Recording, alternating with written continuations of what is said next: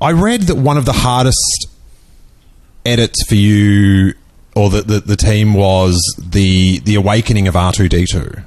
Oh, yes, that's right. And I find that plot point maybe the most frustrating thing of the film. Okay. And I think it's that one, and and that was an editing thing where there was an earlier plot point with the agents on, like, the ally in the Republic to Princess Leia. Yeah. And you see her get blown up, the girl. Oh, yeah. I can't remember her name, but she looks sort of out and gasps as she gets exploded. And there was a scene where Princess Leia was communicating with her, and then to save the reveal of Leia, it was left out. Yeah. But the R2-D2 thing... Yeah. When you made the film... Yeah. What was the motivation of R2-D2 waking up at that time? It was a different...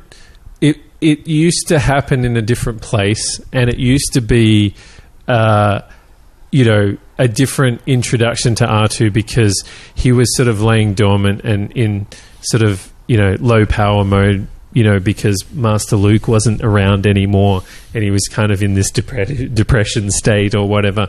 And the reintroduction of him was, I think 3PO comes up to him and, wakes him up at some point with what's going on in the background. And might I say, could you think of a more annoying person to wake you up? Oh, come on, Goldenrod's not that bad. So we that got changed quite a bit, and I think JJ was conscious of that too. I think the version that we did was, dare I say, better than what we had before.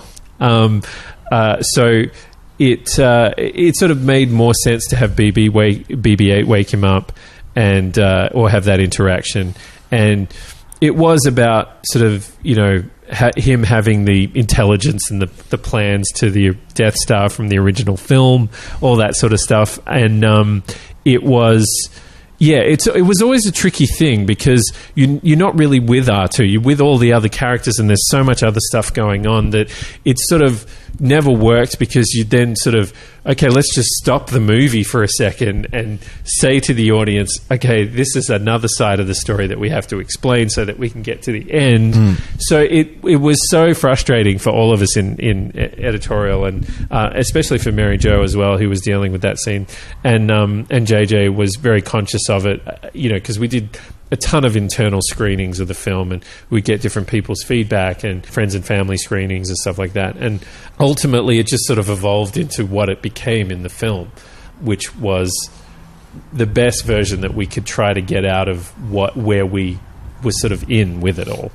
Because one observation that I'll make, and I'd love your feedback on it from someone that was in, the editing process, is that it becomes, to the average person watching the film that has read no other books, that hasn't got the visual dictionary, right, it's very vague why there's a map to Luke Skywalker. And I think the plot point is that everyone assumes he's gone to the first Jedi temple, which Han Solo does bring up. Yes. But it's sort of, he sort of brings up people think he's there, and then it sort of somewhere in the film it turns into he's definitely, this is the map to him. Right.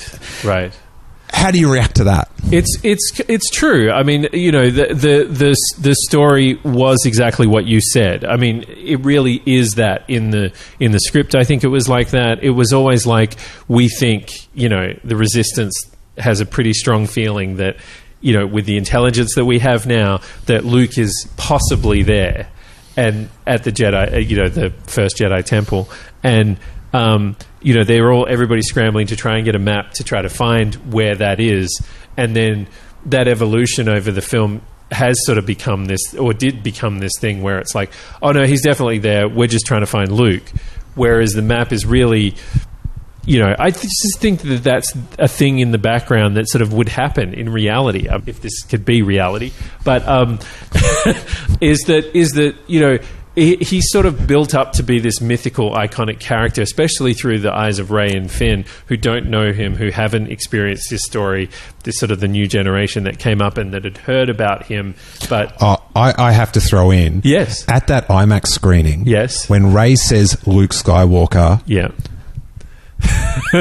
that's when it hit me. It was like, I'm gonna find out what happens to Luke. Yeah, like that was like, I had goosebumps just talking about it now. Yeah. But when she said Luke Skywalker, and was so excited about it, like it was such brilliant. Like she was talking for us, right? Like her excitement, you know, sort of seeing it through her eyes. Again, the funny thing about The Force Awakens, is it's about two of the biggest Star Wars fans of all time. Yeah. Rey and Kylo Ren are Star Wars fans and collectors. That's true. It's very strange. Yes, and so her excitement about that she's heard these stories, it's like, they're the stories we've heard as well. Yeah, which is brilliant. Yeah. It's a brilliant double meaning. It's a great much thing. like the Han Solo We're Home thing. Right. Which had the double meaning of like, they're back on the Falcon, but we're back in Star Wars, you guys. Right, that's true. But continue. No, that's okay. I agree with that. I think, you know, it was the plot point of this is a map that we're trying to find that's going to get us to Luke Skywalker, because we think he's at the First Jedi Temple, was always a map to the First Jedi Temple. And it, through conversation through the film that the characters are having, it sort of evolves to being, it's a map to Luke Skywalker. And yes, there could be the possibility that they'll turn up there and go, oh, there's no Luke here. That would have been an even more frustrating end to the film. that might have been the Lost version. He's on an island somewhere in a mysterious place that we can't find. To hear the full 2-hour interview with Julian Smirke, associate editor of The Force Awakens, either go to steelewars.com, search for us on iTunes in the podcast section, or download our free iPhone app in the iTunes App Store. We go in depth on Julian's experience working on The Force Awakens. What's it like to work up close and personal with JJ Abrams on your dream job? We talk about deleted scenes. What else was going to go into Rey's Force-back vision? Did Han Solo turn on Kylo Ren's saber? How did the public reaction to trailers affect the behind-the-scenes team? Why did R2-D2 wake up when he did? What was the deal to the map to Luke Skywalker? And so much more.